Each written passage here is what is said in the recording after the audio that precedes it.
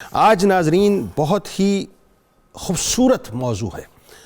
جب آپ سامنے بیٹھے ہیں، مجھے یقین ہے کہ آپ سامنے بیٹھے ہیں، تو پھر توجہ بھی رکھیے گا، اس لیے کہ خوشی اور غم کی بات آج ہم کرنے والے ہیں، خیر کی بات، بھلائی کی بات اور تکالیف کی بات کرنے والے ہیں۔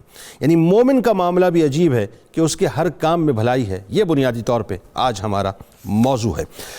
بات یہ ناظرین کہ اس دنیا میں دکھ اور رنج بھی ہیں اور آرام و خوشی بھی، مٹھاس بھی ہے اور تلخی بھی ہے، خوشگواری بھی ہے اور ناخوشگواری بھی ہے۔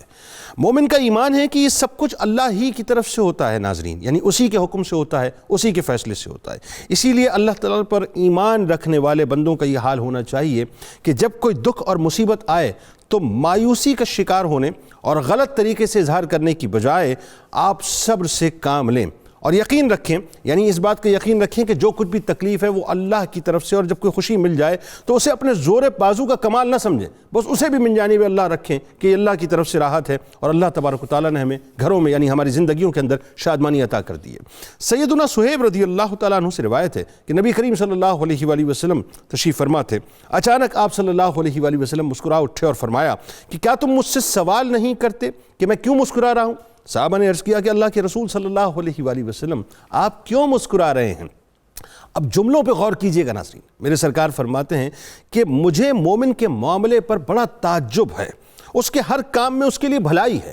اگر اسے کوئی پسندیدہ شے نصیب ہو تو وہ اللہ کی تعریف کرتا ہے اور تعریف کرنا اس کے لیے بہتر ہے، اور اگر وہ کسی مکروہ چیز کا سامنا کرتا ہے یعنی کسی مصیبت کا، کسی تکلیف کا سامنا کرتا ہے تو اس پر صبر کرتا ہے اور یہ بھی اس کے لیے بہتر ہے۔ مومن کے علاوہ کوئی بھی ایسا نہیں ہے جو اس کے کام میں یعنی خیر نظر آتی ہو۔ رسول اللہ صلی اللہ علیہ وآلہ وسلم نے ناظرین ایک اور مثال ایک جگہ فرمائی۔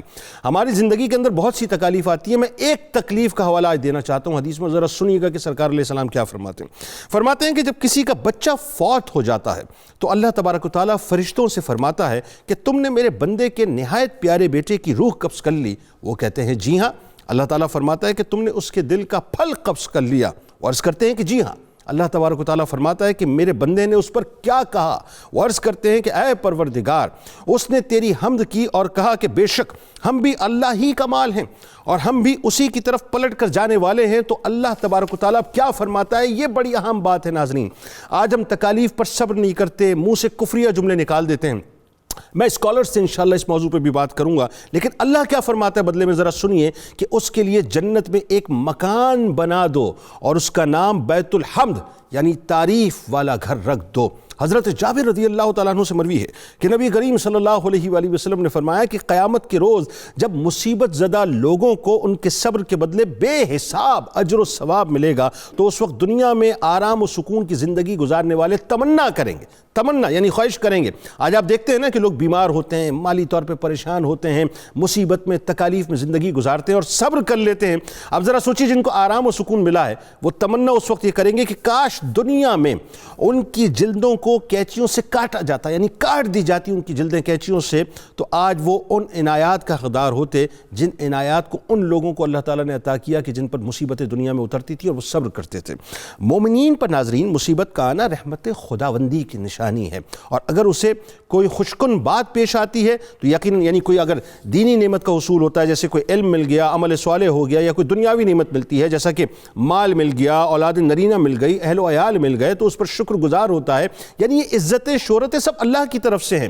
جو کچھ بھی مصیبت ہے اللہ نے دی ہے اور جو کچھ بھی ملا ہے بھلائی کی صورت میں اللہ کی طرف سے۔ آخری بات کر رہا ہوں، علامہ محمد عبد الرؤف مناوی علیہ رحمہ فرماتے ہیں کہ مومن کا ہر معاملہ تعجب انگیز ہے، اس کے لیے تمام کاموں میں بھلائی ہے، جبکہ کفار و منافقین کو اصلاً بالکل بھی یہ فضیلت نہیں ہے۔ اگر مومن کو صحت و سلامتی پہنچتی ہے تو اس پر اللہ تبارک و تعالیٰ کا شکر ادا کرتا ہے، یہ اس کے لیے بہتر ہے کیونکہ اسے شاکرین میں لکھ دیا جاتا ہے۔